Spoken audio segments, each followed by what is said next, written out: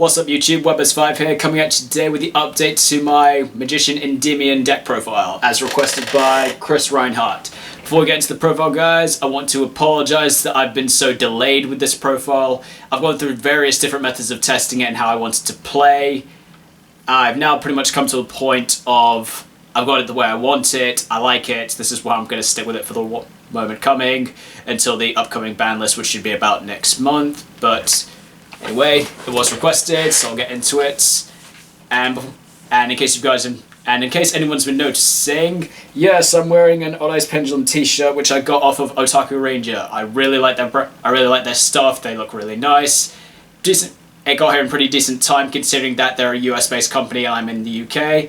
I really like it I really like it. I think it looks really nice. And frankly, ever since buying this, I can't really stop looking at their merchandise. So I might actually get a few more bits, but if anyone's interested in like Yu-Gi-Oh merchandise, I'd highly recommend checking them out. I will leave a link in the description below, but that's not why we're here. We're here for my profile, so let's get on with it. Okay, so starting the profile off with, so the deck's now in like 4 to 5 different engines now, so starting up, let's go with the Endymion engine. So the Endymion engine starts as 3 servants, 3 spell power mastery, so the main cards that you want to start off into. As you always want to try and have one of both of these at the same time, so you can go activate servant, activate mastery, get 2 counters on your servant, and then search another card. And then all you need to do is activate another card, which frankly, you can just do activate servant, activate mastery, search another servant, put 2 spell counters on that, scale the 3rd servant, scale the extra servant, then you've got 3 spell counters, and you can go off from there. But if you've got other scales that are better to use, probably use those as well. And also if you hit into your Dark Worm engine as well. And then the summon targets for servant, I'm playing 1 Jackal King for monster effects and 1 Mighty Master for spells and traps. I think for the current state of the format, Jackal King is normally the more valid choice if you're going game 1 and you're not sure what you're up against, because naturally Nibiru, because for people that are just cheekily teching in Nibiru, and frankly monster effects are probably what you're more worried about as opposed to spells and traps. If say, however, you know, but like games 2 and 3, if you know what you're up against, say you're like against Sky Strikers, you're probably going to go more likely towards Mighty Master to negate the spells and traps. And frankly, once Endymion's on board with a spell counter, Sky Strikers can't deal with him. So, yeah. So that's the Endymion engine. Next engine are your essential Electromite turbo cards. So that's 3 Chronograph and the 1 Time Gazer, and then Dark Worm package, which is 3 Dark. I'm playing 3 Dark Worm, 1 Gate and 1 Gate 0, and then the spell turbo parts of it, playing 1 Dragon Shrine and 1 Foolish Burial. I don't feel the need to play more copies of Dragon Shrine, because frankly, hitting multiples is a really bad brick. When I was playing multiples, I normally ended up at least siding one of them out. And frankly, because I've now got easier access to, because I've also got a small bit of a Dragon engine in here as well, it's a bit more easy to turbo out the Guardragon plays without desperately needing the gates with these Dark Worm. But I think this is a pretty consistent engine, which I'm finding works. And then my last Electromite engine is 2 Curtain Razor. So yeah. So from what you guys can see from the engine, I've actually cut Master Cerberus out of the build.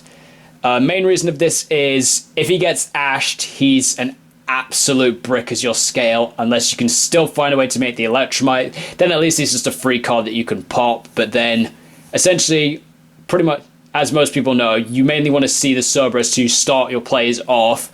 After that, he doesn't really incorporate too much, unless you're playing a more spell counter-based strategy. So guys, my opinion, if you are playing like the spell counter, bigger Mythical Beast engine strategy, then definitely max out on your Master Cerberus. If you're going for like what I'm doing, which is like the Magician, Guardragon styled engine, you probably don't really need the Cerberus as much. But yeah, naturally, play the deck to your own accord. This is just my build of what I'm doing. So moving on into the Magician engine, playing 3 harmonizing, tutoring out something from the deck to enhance my extra deck plays. 2 purple poison, main summon target of harmonizing, and then subsequent secondary effect of popping a card if it dies. 1 black fang for a high scale. Its pendulum effect's pretty useful if I'm trying to push for damage. Secondary monster effect doesn't come up too frequently because I don't normally get dark spellcasters in my grave, but sometimes comes up, just not very frequently. 1 dragon pit, decent scale for eliminating back row, like him for that. And then last magician I'm playing is 1 Dragon Caller Magician. So I saw a build that topped recently that was playing Dragon Caller. This is like a really nice way to tandem with the Guardragon package, because if you can hit, if you say need to hit a scale but you didn't see Dark Worm in your Electromite combo, you can add Dragon Caller to your extra deck instead, add Dragon Caller back to your hand and scale it, because Dragon Caller's pendulum effect is to target a monster on the field. Once per turn you can target any monster on the field, turn it into a dragon type, so that can essentially still get you into a Guardragon combo. Also, I've found in an absolute desperate situation, if you don't have a large optimum number of cards, if you've hit, say, like 1 dragon, but you don't have like many other options in terms of disruption, you can always just use your dragon, use Dragon Caller to turn Electromite into a dragon, and then you can just end on a Hieratic Seal, which in the right matchup can be really useful. Dragon Caller's monster effect comes up sometimes, not very frequently. For those who don't know, Dragon Caller's monster effect is once per turn he can change himself into a dragon, and if he's used as a fusion material for a fusion synchro or Xyz summon, the summon monster gains the effect. If it battles a dragon type monster, your monster's attack points become double its original attack during the damage step. So that's pretty useful, but again, doesn't come up too frequently, but still it's a nice little niche effect that you can use. So that's it for the Magician engine, and then moving into the Dragon engine as part of the Guardragon. So 1 Destrudo, probably the main thing you're going to summon off LP to enhance your plays and get a level 7 synchro on the field. 1 Ether, the main thing I want to be summoning off the Hieratic Seal. I took the decision of using Ether as opposed to the Amorphages because I find Ether is much better disruption. So when Ether is normal special summoned, you can target a monster in the field and banish it. So a well-timed Ether can essentially shut down an entire play. If you were, say, doing the Amorphage style, that's essentially, okay, tribute off the Hieratic Seal, special summon this, your opponent can't extra deck. They'll basically just go to, okay, their play basically just changes to, okay, battle phase, attack over Goliath, main phase 2, continue what I was doing. So that's not essentially great. However, a well-timed Ether of, okay, Hieratic Seal, tribute, bounce something, effect, special this, effect, banish something. You've just taken 2 cards. You've taken 2 cards out of the equation, so that's a bit more difficult for your opponent to come back round. Plus, since Ether's effect is just generically when it's normal or special summoned, in your next turn after you've done this, you can just link off with Ether into something else, Pendulum summon it back, and then you get to banish another card. So that's pretty useful as well. And then naturally, it's also not terrible if you see it in your hand at the time, because if you're like going second, you can just Pendulum summon it from your hand, or special summon it by another means, say like with Chronograph, banish something. Pretty useful. And then last dragon in my package is 1 copy of Luster Pendulum. I am playing Ignister in my extra deck, so it's a way to get a free usage of the Ignister without having to destroy one of my other cards. Luster also comes up very nicely in terms of multiple cards that I play multiples of. I can always activate Luster, activate the duplicate I've got, effect, pop the duplicate, add another copy, and if, say, the duplicate I hit was the purple poison, then I get a free pop out of that as well. So it's just a nice little way of deck thinning as well. So that's pretty good. Whoops. There. Come on. And also, naturally, it's just an additional dragon if, say, I don't see into the Dark Worm. But usually I will. But still, I like Luster. And then finally last engine I'm playing in, because frankly, based on the lots of builds I'm seeing in terms of Endymion, Pendulum Magicians, this is just one of those cards you seem to have to play right now because of Dark Ruler no more. So playing one Zephyra and one Zephyr Divine Strike. So Zephyra, when it's Pendulum summoned, you can search your deck for a Zephyra or Yangzing spell trap, in this case Divine Strike. And Divine Strike is when a spell card, trap card, or monster effect is activated. Banish a face-up Zephyr from your extra deck, negate and destroy it. It's basically you Pendulum the Zephyra. Normally you'll add Zephyra to your extra deck off the Electromite. Then link off with it. That's in the extra deck ready to use, set the Divine Strike, and then it's live. And naturally counter trap, so can't be responded to except by another counter trap. Okay, so that's it for like the main bits of the monsters, main bits in the deck of the spells. My Pendulum spell package, so that's one Duelist Alliance for searching either the one Pendulum Call or the one Pendulum Halt that I'm playing. So Pendulum Call, just a good way naturally to search out magicians to get my plays going. Useful to try and hit into the Dragon Caller as an additional option, or the Harmonizing to extend my plays. And on the off chance I've already got that, then I can use Duelist Alliance to search Pendulum Halt to give myself a draw at the end of my combo. So yeah, and frankly I also find Duelist Alliance is a really good card to side out in games 2 and 3, just to help keep it a bit more help with consistency a bit, and also less brick options.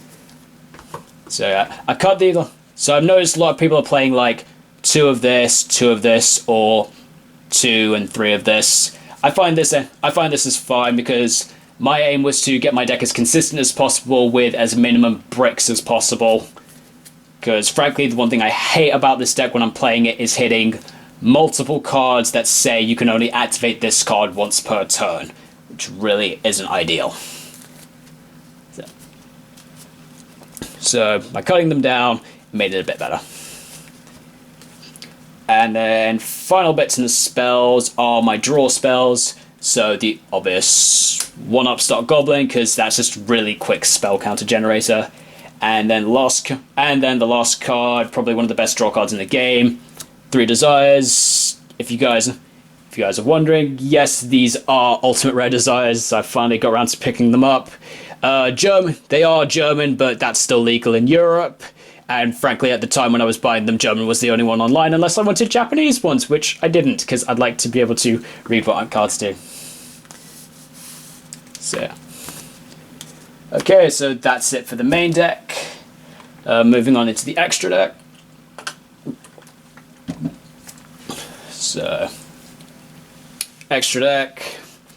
Starting with, of course, the best link in your deck. 1 Electromite. Minimum explanation needed. So with the first effect, you generally want to add in the Zephyra so that it's live. But if, say, for example, you've already got the Zephyra, or if the Zephyra is not an essential option at the time, or you're missing a piece of your combo, you can search that combo into your extra deck. So, that. And then, so yeah, Electromite standard. I don't really need to explain too much of why I'm playing in a Pendulum deck. Okay, then next going into the Guardragon package. So, Guardragon package, that's the 1 LP, summon a dragon from your deck, usually going to be your Destrudo to set up later. If, say, you're going second, though, you can do, like, the Ether and banish something. Don't have to, but general. Then, Triple Burst, so you've got your angle that can point to both the LP, so you can make LP's effect live. Some people I've seen are playing Yugioh, but I'm finding I'm not getting the resources enough to drop the Yugioh, so not playing it. And I had better options of cards I could play. Then 1 Argapane. This is how you summon your Vortex from your extra deck. So, and Vortex naturally very good negating pendulums. And then 1 Hieratic Seal of Heavenly Spheres. This is how you get rid of your Guardragons to remove your restriction of being able to only special summon dragons. And then also adds an additional disruption, multiple disruptions depending on what you're summoning off its effect. And then naturally combo again. the one vortex, the negate that the monster you're generally going to summon off of your Agape. So that's the main bit for the Guardragon part of your extra deck. Other links I'm playing are one Borrelsword, because Borrelsword OTKs, who doesn't love that? And Borrelswords come slightly easier to obtain now with its 2 reprints, both in the Battles of Legend and the promo tins. I do now actually own one of each kind of Borrelsword, but I'm sticking with my original Cybernetic Horizon because I kind of just like it more than the other ones. But that being said, the Ultra one does look quite nice. And then the last link I'm playing, one Cyphering Lord Lambda. So this is primarily just to have like a nice backup link in case I desperately need one. So I cut Borrelode out because thinking it through, most of the situations I could summon Borrelode, I've got other monsters that can deal with it a little bit easier. And for the resources to summon Borrelode, my other outs to the situations I would use Borrelode are much easier to summon. Because as you guys saw, I'm playing Luster Pendulum, so yes, I am playing Ignista Prominence, so Ignista can just spin the card away. So eventually I just kind of got to the point I felt, you know what, I really don't think I need Borrelode anymore. So I'm just going to test around without him and just see how it goes. So that's it for my links. The XZs I'm playing. One Dweller, because Dweller's good against like 99% of decks in the format. You drop this turn 1 going against Orcust or Salaman Great, you basically win the game. No explanation needed, really. Then my other XZs, one Tornado Dragon, back row removal for res, for like usually, I'd probably summon this against like the Striker matchup to try and hit the multi-roll so it doesn't go off. But Dweller's also good in that situation as well. Tornado's a bit more situational depending on my matchups, but I'd rather have him than not have him. Okay, synchros. Playing 5 synchros in this, so start with, well, as I explained, the one Ignista. So Ignista's got a really easy summoning requirements of 1 tuner, 1 non-tuner pendulums. My entire deck is pretty much pendulum, so it's very easy to do.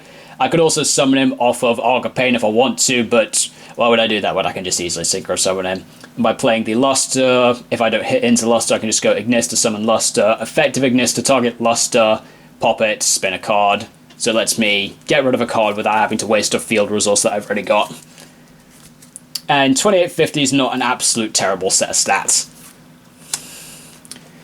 Next, my the Synchro Negates, so that's one Borrelode Savage Dragon, situational negate provided I can equip it with a link monster in my graveyard, which generally at the point I would summon Savage Dragon I will have, normally the triple burst, and 3k stats is pretty good.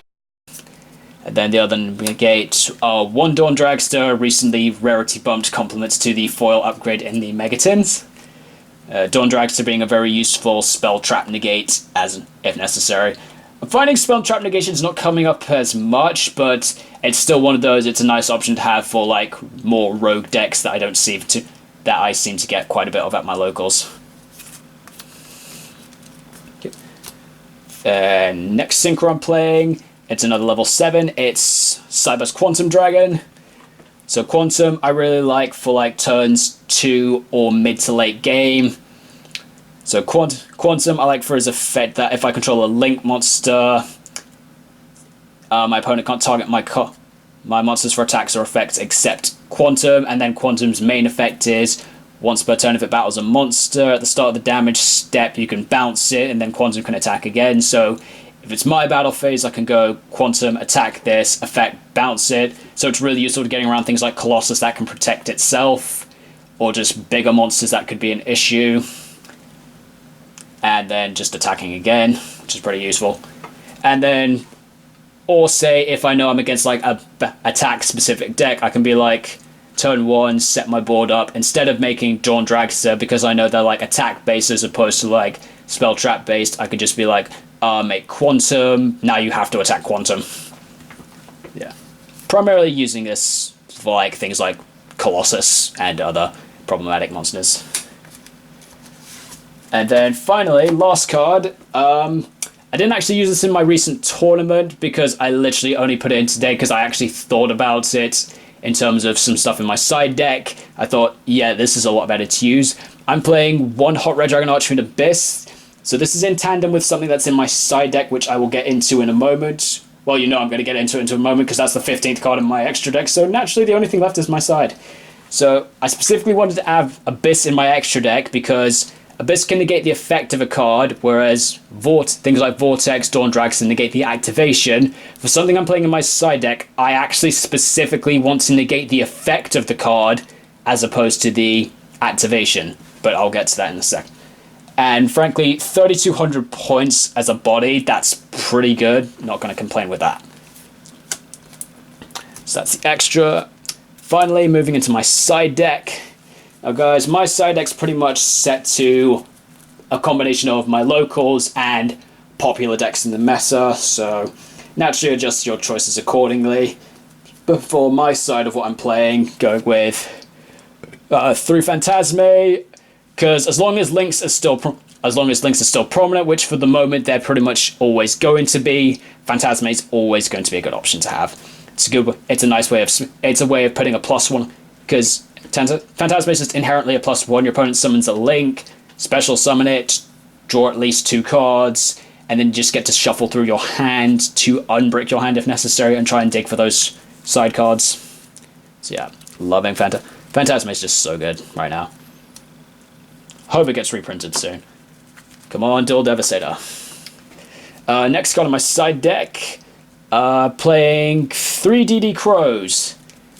So when I had my World Celebration event like last month, I sided this every single match that I had, and it proved to be an absolute blowout against my opponent. DD Crow is essentially so good this format because there's so many decks that are graveyard prominent. You get rid of one really good important combo piece that's in their graveyard, you can essentially just shut down your opponent's turn. That's why I'm absolutely loving DD. Like, thinking about it. Against Orcust, you hit it against the first Orcust they put in their graveyard. They're just like, so they're like, okay, summon Galatea. You're like, okay, on the summon Galatea, DD Crow, take out the Nightmare, take out Orcust Nightmare, and then it's like, okay, play basically stopped. Play basically stopped. Pretty useful. Do it against Salamangreat. You can do it against like any of their good ones. Like, do it against the Spinny so that they can't get the summon. Do it against the Jack so they can't get the recursion. Loads of good things that you can hit in Salamangreat with this card. And then naturally, lots of good cards just in general decks that can be hit with this thing. And the Mirror Match. If you're going against the Mirror Match, do it against the Dark Worm. That's a decent amount taken care of.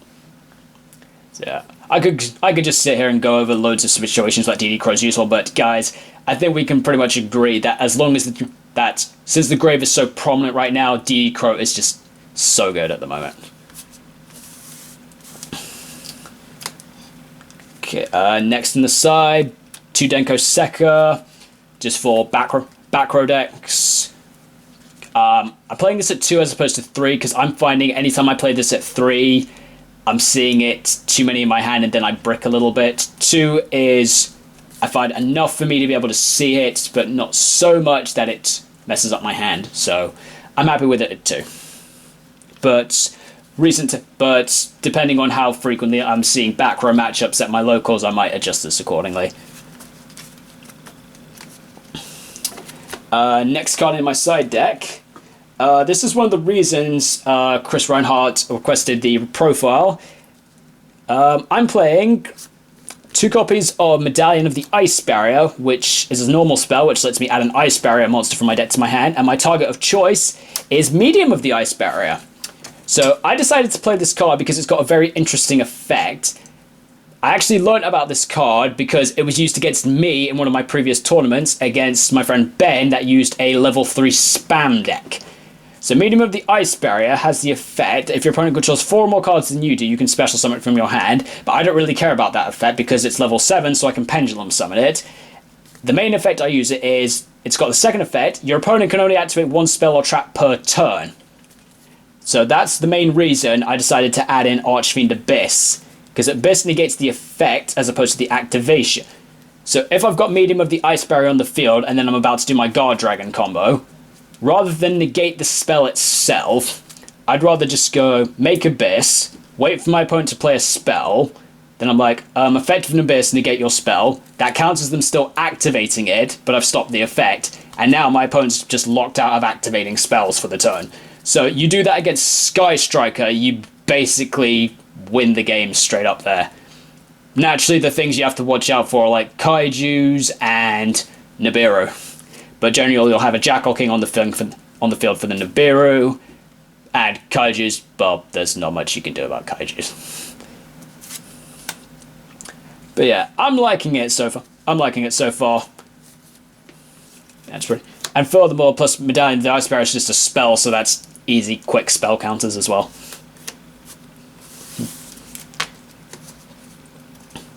Next in my spell lineup, one Raigeki.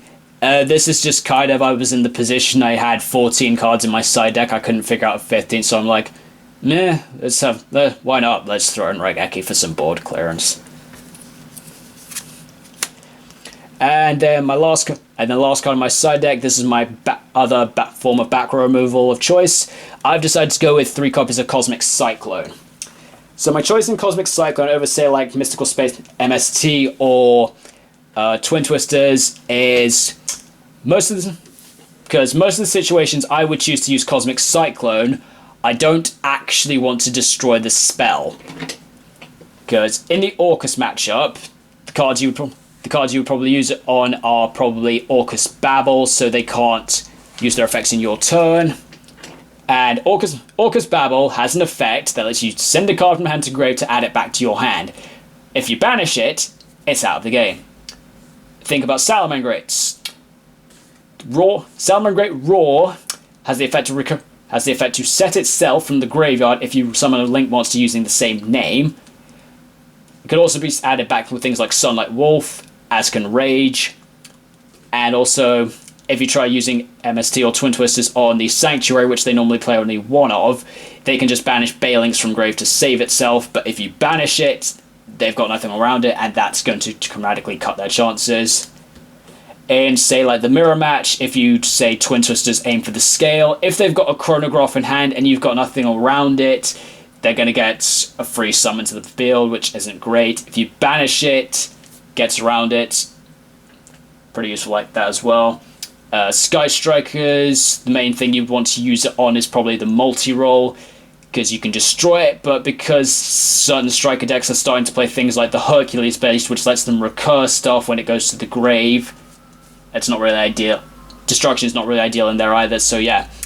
Personally, through testing and figuring out the meta as well as my locals, I honestly feel like Cosmic Cyclone is the best form of back row removal for this format, which is why I've decided to go with it. Okay, so that's the profile, guys. I hope you enjoyed it. Let me know down in the comments below what you thought of it, and also maybe any ideas of interesting cards that you guys have been using. If anyone's wondering if I've been testing around seeing other top competitive builds, yes, I do check out people like Jeremy Mitchell. I like the concept of him using Apex Avian, but I always go back and forth about Apex Avian. Like, sometimes if I open him, he's really good. Sometimes I see him too much, so I go back and forth about him. Overall, I rate the Big Chicken. I love the Big Chicken. He's so good. He was so good back when the original deck came out. I do like it. I might go back to it. I'm not sure. Let me know what you guys think. Do you guys think I should go back to playing Apex Avian? I'm tempted towards it. I'm not sure. And naturally, guys, I built the decks around my personal preference, what I've tested around my locals, and also my playstyle. So naturally, just use my deck as a guide. You don't have to go for it card for card. But naturally, so as I said, each to their own cause. Thank you again, guys, so much for watching, and I will see you again next time. Thank you so much for watching. Be sure to subscribe to Webbers5, and if you're already subscribed, feel free to hit that notification bell so that you never miss an upload.